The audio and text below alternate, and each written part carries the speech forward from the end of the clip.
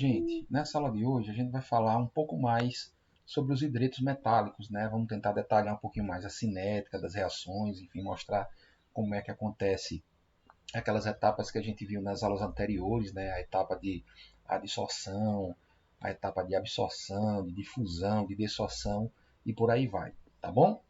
Então, como a gente já viu na aula anterior, a primeira etapa, né, da formação de um hidreto metálico é a fisissorção, né, das moléculas de hidrogênio, que nada mais é do que o contato do hidrogênio gasoso com os sítios vazios, né, com os espaços vazios sobre a superfície do metal através dessa reaçãozinha aqui. Ó. Então aqui a gente tem um H2 gasoso, ele entra em contato aqui com o sítio vazio lá da superfície, né, e forma um hidrogênio gasoso molecular, que a gente vai colocar como esse SF, que significa da superfície. É como se tivesse o primeiro contato do hidrogênio gasoso com a superfície.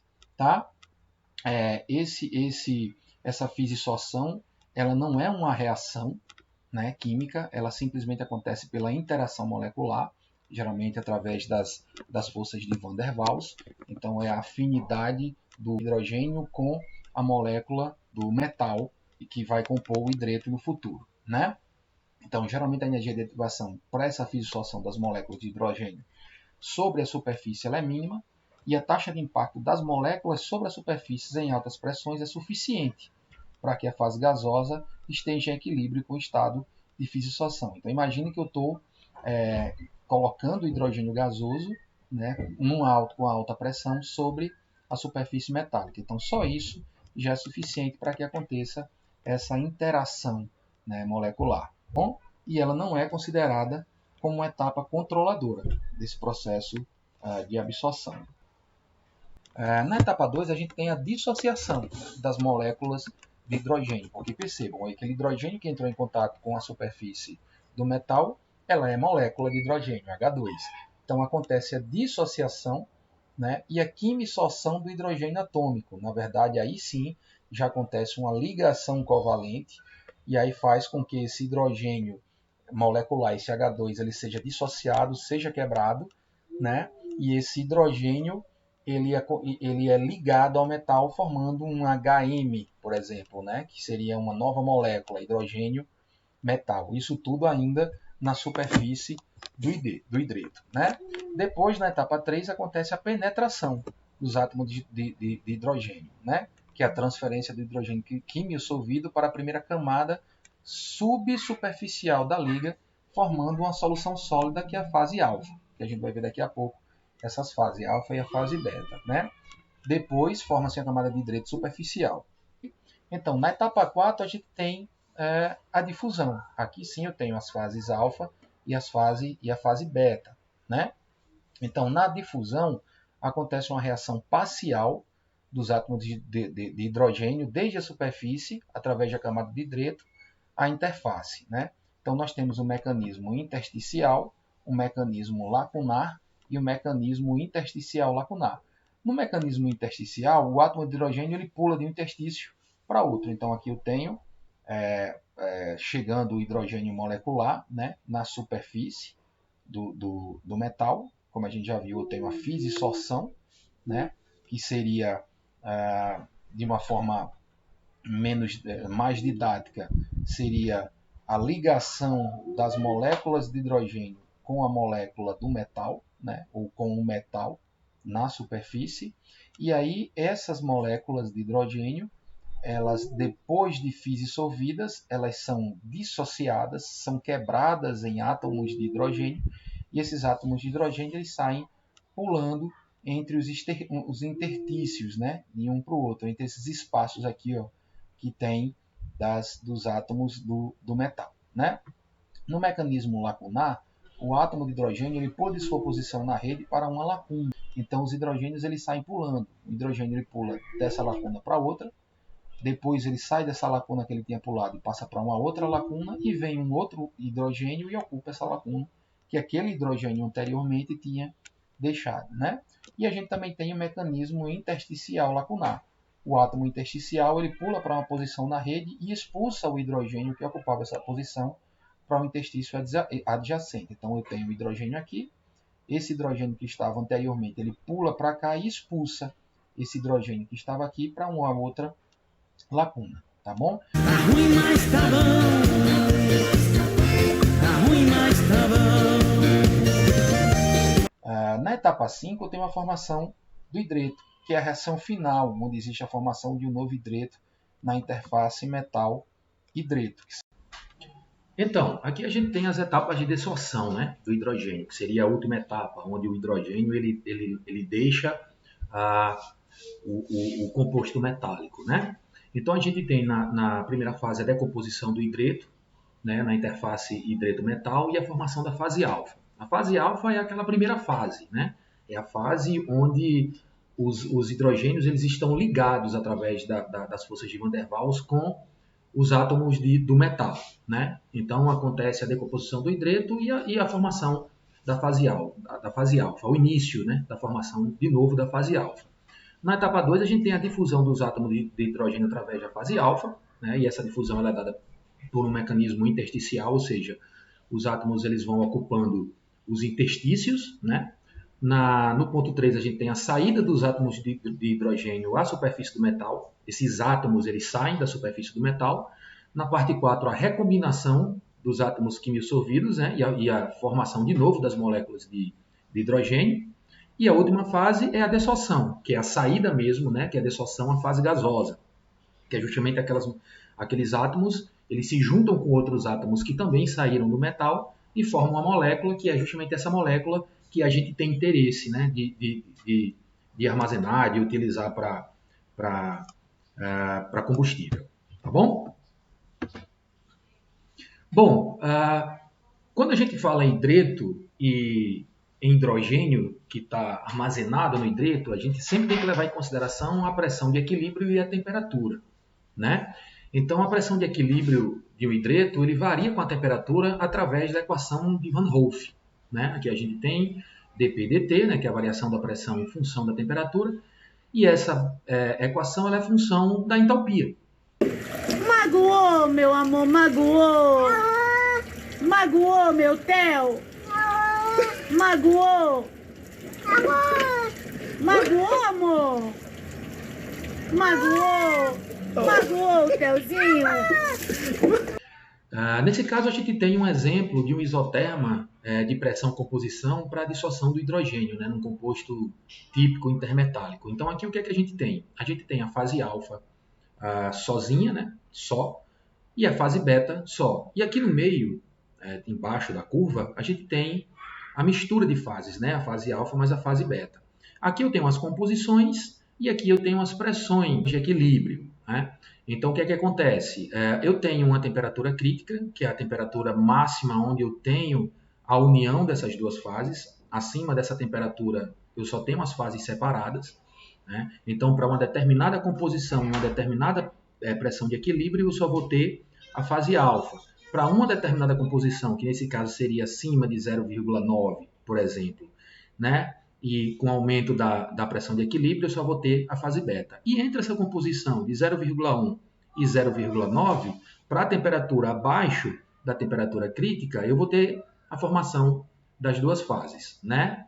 Que aqui eu tenho a 0 grau, a 25 graus e a 100 graus Celsius. Na verdade, isso aqui significa o seguinte, essa quantidade, essa concentração que eu tenho embaixo dessa curva aqui, ele é justamente a quantidade de hidrogênio que eu tenho absorvido no meu metal, né, no meu hidreto. Então, essa curva ela pode ser lida dessa forma. Essa parte aqui todinha aqui de baixo, né, essa parte embaixo da curva, essa concentração embaixo da curva, é simplesmente a quantidade, né, ou a concentração de hidrogênio que eu tenho absorvido, né, no meu composto intermetálico, formando o meu hidreto. Tá bom? Agora eu vai China, ela marido vai China e com ele namora meu casa. Eu China vem, ele pega meu mais com ela, com ela namora. Agora eu vai hoje eu vai mercado, vai rua, ela vi meu no. Então, o comportamento dos hidretos, eles podem ser caracterizados utilizando-se essas curvas, né, que são curvas PCT, pressão, composição e temperatura. A curva mais comum é a isotérmica PC, né? Que é pressão e composição, que é essa que a gente está vendo aí. Então, nós temos aqui o ponto 1, né? Se vocês observarem, tem uma pressão de adsorção, né? Aqui acontece a absorção, e eu tenho uma pressão de desorção, que é uma pressão maior do que a pressão de adsorção. Então, nesse ponto 1 aqui, ó, na pressão de adsorção, né, abaixo da pressão de adsorção, né, nós temos somente a fase alfa, que é justamente aquela fase que eu tenho onde o hidrogênio está ligado, através das forças de Van der Waals, com os átomos do metal, né? Então, nesse caso aqui, eu só teria a fase alfa, né? E a composição do hidrogênio é dada por essa equação, que é a equação de Sievert, né? Que é a pressão 1,5 elevado ao meio dividido pelo Ks. Já na fase 2, aqui, ó, que é uma pressão de desorção, as duas fases elas coexistem simultaneamente, né? Nessa fase aqui, ó, elas existem simultaneamente. Por quê? Porque existe uma desorção. Se está existindo uma desorção, significa que parte do hidrogênio está saindo, né, do hidreto, mas uma parte do hidrogênio ainda está dentro do metal. Então, eu tenho tanto a fase alfa, e além disso, eu tenho o próprio hidreto, que seria a fase beta. Então, no ponto 2, eu teria a formação ainda, né, das duas fases, a fase alfa e a fase beta. Já no ponto 3, que é uma pressão acima da pressão de desorção, né, eu teria simplesmente a fase beta, tá? Porque nesse caso aqui, todo o hidrogênio que tivesse de ser dissolvido, ele já teria sido dissolvido justamente por causa da pressão que estaria acima. Então, nesse caso aqui, eu teria apenas a fase beta, né? Que seria a própria fase do hidreto, ok? Resistência às impurezas, né? A resistência às impurezas nos gases ela é uma propriedade que é muito importante no hidreto metálico, principalmente quando a aplicação ela não funciona em circuito fechado. E a cada ciclo é utilizado hidrogênio novo, né? Que normalmente contém impurezas. Além disso, a gente tem um ciclo de vida, né? Os ciclos de adsorção e desorção, eles causam desgaste e influenciam muito o tempo de vida útil de um hidreto metálico, que seria, no caso, o atrito intermolecular. Então, tudo isso tem que ser levado em consideração também. Bom, aqui nós temos as características dos compostos intermetálicos formados por lantânio e níquel, né? A gente tem que a máxima adsorção do hidrogênio para esse caso específico, é de 2% em peso. Mas a capacidade reversível ela está geralmente entre 0,7 e 1,8. Ou seja, eu consigo absorver uma quantidade maior de hidrogênio do que eu consigo retirar, né? O hidreto metálico do LaNi5, ele se forma a uma temperatura ambiente, né? Ativa-se facilmente a uma pressão parcial de hidrogênio de 20 atm e exibe após ativação uma cinética de adsorção e desorção rápidas, apresentando um declive pequeno nas isotérmicas, que é de pressão e composição, né? Então, aqui a gente traz só para conhecimento mesmo algumas das equações da cinética para a decomposição térmica desses sólidos, né? Então, a gente tem os mecanismos, né, ou a etapa controladora, a gente tem a cinética linear, o controle por contorno de fase, controle por difusão, controle por nucleação e crescimento, e aqui eu tenho as equações. São equações que a gente não vai utilizar nesse nosso curso, que a gente não vai se aprofundar tanto a esse ponto, mas aqui são as equações cinéticas que mostram, que apresentam ou que descrevem a decomposição térmica desses sólidos. Tá bom? Bom, e aqui a gente tem outras propriedades, né, dos hidretos metálicos. Armazenamento reversível do hidrogênio, que é a facilidade que os hidretos têm de absorver e liberar esse hidrogênio, né, e que isso depende da estabilidade termodinâmica do hidreto. O hidreto ele precisa ter estabilidade termodinâmica para que ele consiga ter essa reversibilidade, né, de armazenamento e de liberação do hidrogênio. O ajuste da pressão de equilíbrio, através da modificação dos metais e da composição estequiométrica. Então, eu tenho como ajustar essa pressão de equilíbrio, que é justamente a pressão onde eu vou ter a questão da absorção e da desorção. A estrutura versus a capacidade de armazenamento, né? Durante a formação do hidreto, a expansão ela pode ser isotrópica, né? Anisotrópica, ou algumas vezes pode ocorrer transformação estrutural, tá bom? A decrepitação, que é um fenômeno associado à fragilização, à formação de trincas, ruptura do material, né? A ativação, que é um processo que depende da estrutura e das barreiras superficiais que estão presentes nos materiais, né? E a gente tem entre elas as camadas de óxidos, espécies catalíticas para a dissociação do hidrogênio. A estabilidade cíclica, né, que faz referência à capacidade de um material que forma hidreto manter as suas propriedades cinéticas e termodinâmicas iniciais invariáveis, né, independente do número de ciclos de formação e de decomposição. Essa seria a estabilidade do ciclo todo de dissolução e adsorção. Resistência às impurezas, né, que os materiais formadores de hidretos eles podem ser resistentes ou sensíveis à contaminação.